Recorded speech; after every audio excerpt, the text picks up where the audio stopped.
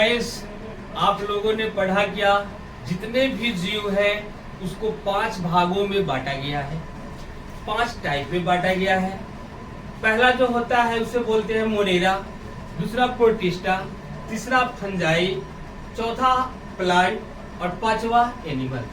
जिसमें हम लोग मोनेरा के बारे में पढ़ चुके हैं पिछली क्लास में। मोनेरा में कैसे रिप्रोडक्शन होता है, कैसे न्यूट्रिशन होता है, वह कहाँ पाया जाता है। मोनेरा में हम लोगों को केवल बैक्टीरिया के बारे में ही जानना पड़ता था, नहीं, लेकिन अब उससे आगे कुछ ऐसे भी जंतु हैं जो एक कोशिकीय होते हुए भी वह जो है यानी कि यूकैरियोटिक हो जाते हैं।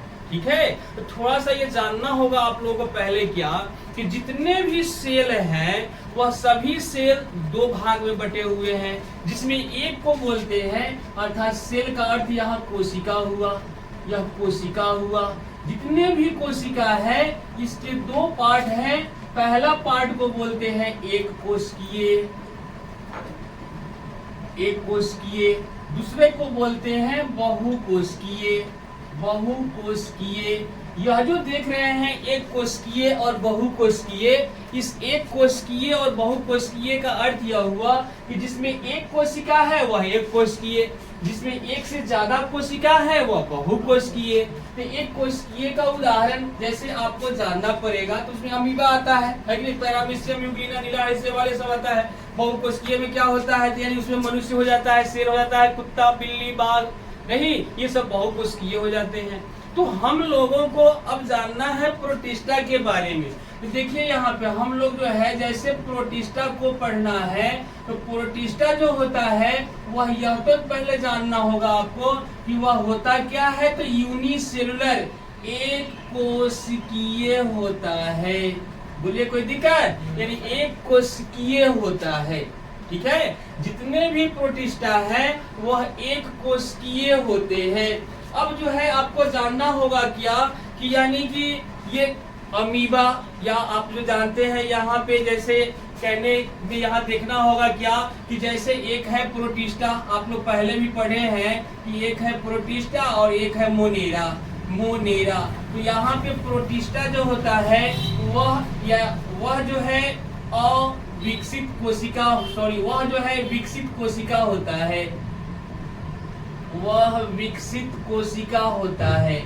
और मोनेरा जो होता है वह अविकसित कोशिका होता है। ठीक है, मोनेरा होता है अविकसित कोशिका और प्रोटिस्टा जो होता है वह विकसित कोशिका होता है।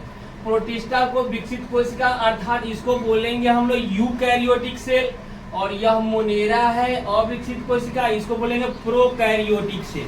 बोलिए कोई दिक्कत? तो यहाँ पे हमने पढ़ा क्या कि प्रोटिस्टा जो है वह विकसित कोशिका है अर्थात यूकैरियोटिक सेल है। तो यह प्रोटिस्टा यूकैरियोटिक सेल होता है। ठीक है, अब इतना जान गए कि मोनेरा का विकसित रूप ही प्रोटिस्टा है।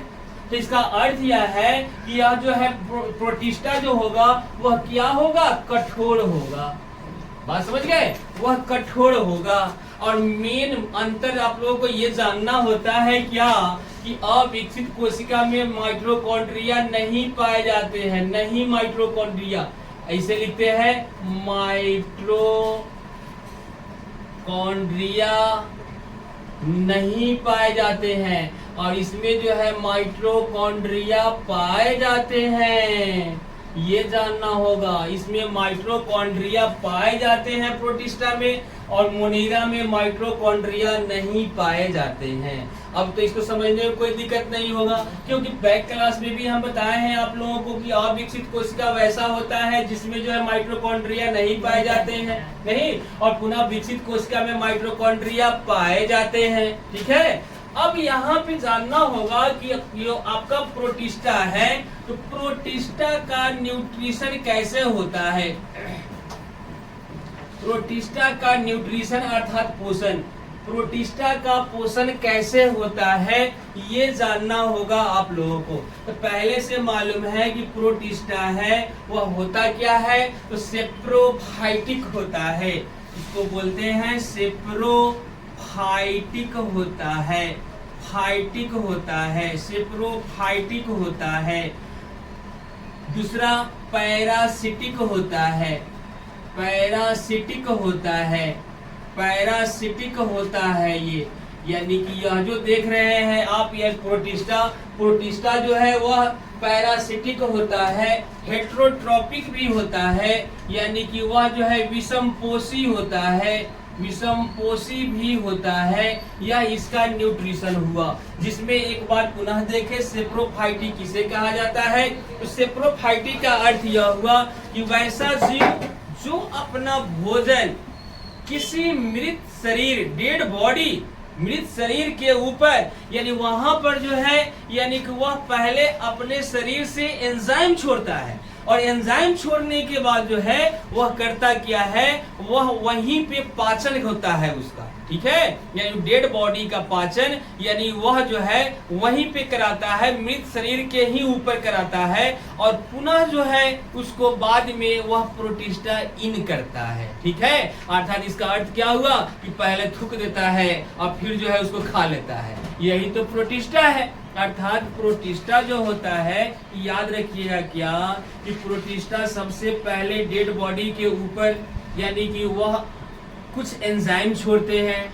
जब एंजाइम छोड़ते हैं तो वहां पाचन होता है, और पाचन होने के बाद पुनः उसको इन करते हैं, यानी ग्रहण करते हैं। अर्थात प्रोटिस्टा में पाचन जो है, देखिए यह सेप्रोफाइटिक हो रहा है, इसका शरीर से बाहर पाचन हो रहा है ना, शरीर से बाहर पाचन हो रहा है, और तब जो है वह उसको अपने अंदर इन करने का काम करता है, ठीक है। इसी को हम लोग सेप्रोफाइटिक बोलते हैं। नेक्स्ट है पैरासिटिक। पैरासिटिक का अर्थ क्या हुआ, तो पैरासिटिक का अर्थ यह हुआ कि कोई लिविंग यानी सजीव शरीर पे आएगा, कोई सजीव बॉडी है, ठीक है, उसके शरीर पे जो है, यानी यह अपना भोजन ग्रहण के लिए रह जाए, ठीक है, तो वह जो होगा वह पैरासिटिक होगा। विषमपोषी का अर्थ क्या हुआ कि वह दूसरे पे आश्रित होगा अपना भोजन के लिए। तो ये आपका प्रोटिस्टा का पोषण खत्म हुआ। बोलिए कोई दिक्कत प्रॉब्लम नहीं है ना। चलिए अच्छी बात है, बेस्ट ऑफ लक।